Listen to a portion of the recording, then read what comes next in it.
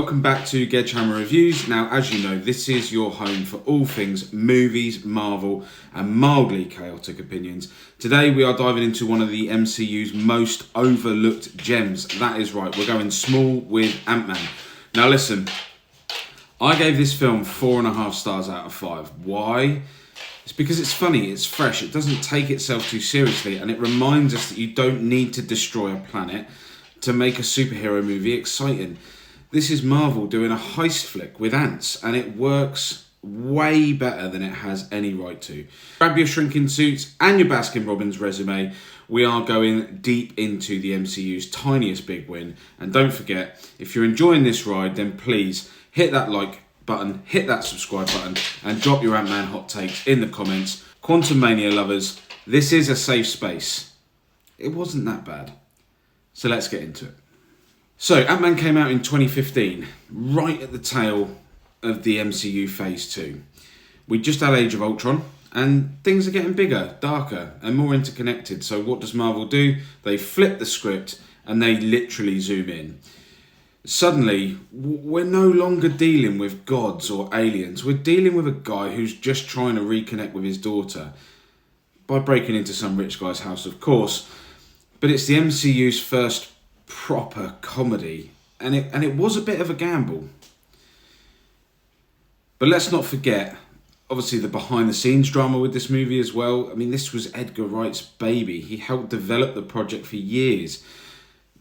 Unfortunately, it exited over creative differences, and Peyton Reed came in, and he had to reshape the vision while keeping that ship afloat. I mean, it was a tough ask. And you know what? I mean, yes, you can tell that the switch happened. Some of the scenes feel a little bit patched together, and tonally it shifts slightly. But despite all that, this film still lands. It's cohesive, it's fun, and it delivers something new to the MCU at exactly the right time. Let's talk about Paul Rudd. Whoever decided to cast him as this superhero, they deserve all the props. The man oozes likability. He's not ripped like Hemsworth, and he's not a genius billionaire like Tony Stark. He's a guy, he's a bit messed up, and he wants to do better. And he ends up getting pulled into something way bigger than himself, and way bigger than what he expected. But he brings that heart, the real comedy chops, and a kind of charm that makes you instantly root for him.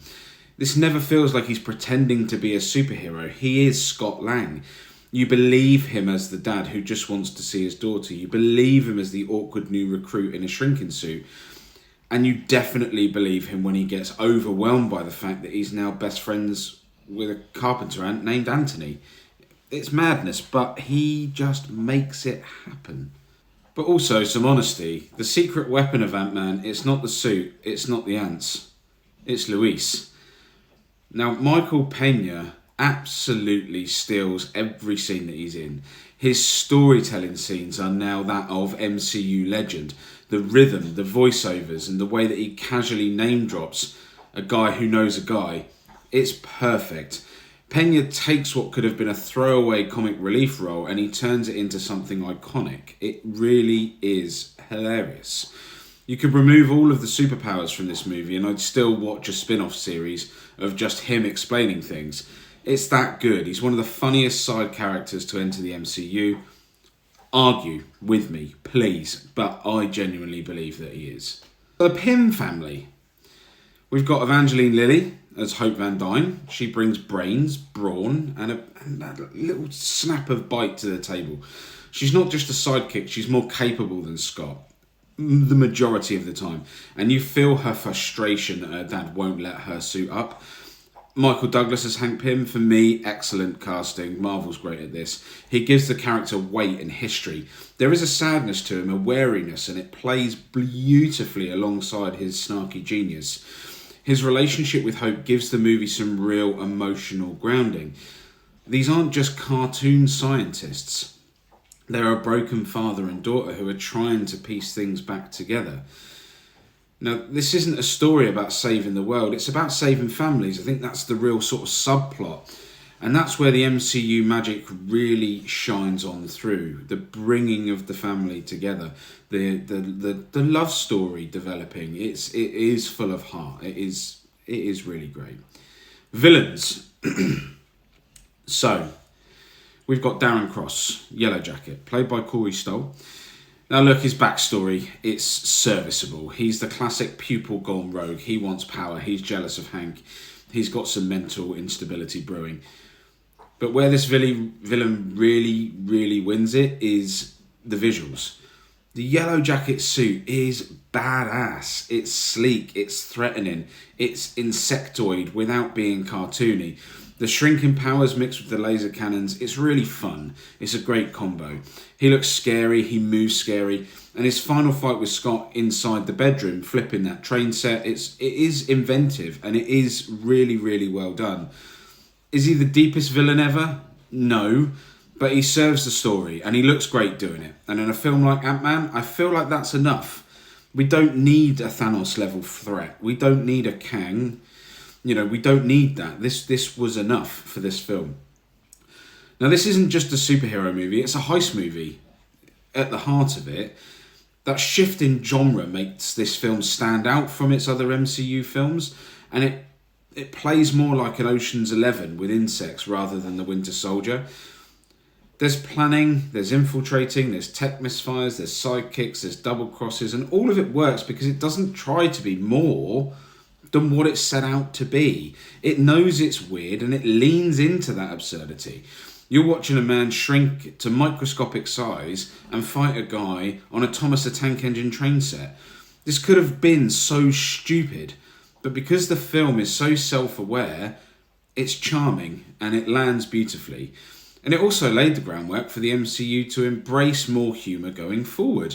Before Ragnarok made its way, this showed us that funny can work and still have high stakes and still have heart and family and all of these good things that come from Marvel movies.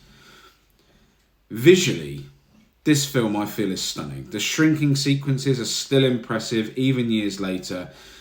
And the first time that he goes subatomic in the bathtub, it's a bit trippy. And the way that the camera shifts perspective to make everyday objects look massive, it's brilliant. It's great work. The visual language of this film is totally different from anything else that the MCU at the time had done. It's playful, it's experimental. Even the quantum realm is beautiful with that little teaser of what's to come in future films. Basically, the effects hold up incredibly well and they're not used to tell the story, you know, not just showing off. They're there because they make the film what it is. Now let's be fair, this isn't a perfect movie. Of course it's not. You can feel the tonal shifts from the director change and some scenes feel like they came from sort of different creative visions. And there are a few underdeveloped characters and the pacing does dip slightly in the second act. But honestly, none of that hurts the overall experience.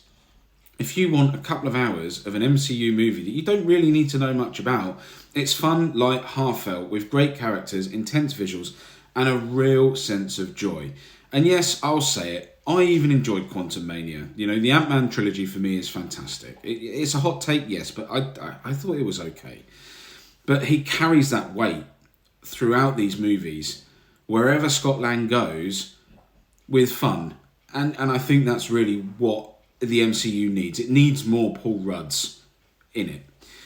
So there you have it. Ant-Man gets a 4.5 stars from me. This is not just a small movie in scope. It's a reminder that superhero films can still surprise you. And I'm really excited to see what they make going forward. But they still make us feel something and they let you escape into a world where ants are your best friends and a suit change can be everything. Paul Rudd is perfect. Michael Peña, iconic. And the tone is spot on. The MCU got a whole lot funnier after this came out. And we've got this movie and Paul Rudd to thank for this. If you haven't watched it, firstly, please go ahead and watch it. If you have, give it another go. It really does hold up. And it absolutely deserves and respects your time. But in the meantime, thank you for watching. If you've enjoyed this review, give it a thumbs up. Subscribe for more deep dives and let me know your favourite Ant-Man moment in the comments below.